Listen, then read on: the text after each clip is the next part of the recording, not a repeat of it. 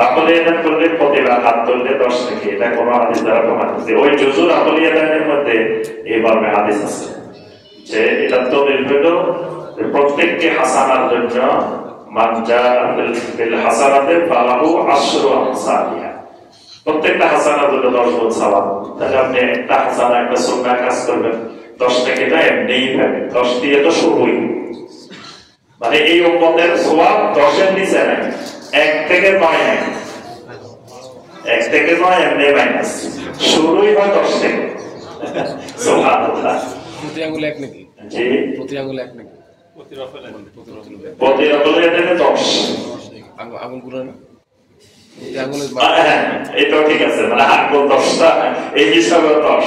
বাইরে এক জায়গায় দেখেছিলাম জি না, এটা সরাসরি হাদিসে দরকার করে আঙ্গুল মানে আসে না, এটা মুহাদ্দিসের একটা ভাষ্য, যেহেতু 10 আঙ্গুল প্রতিবার, এই জন্য 10।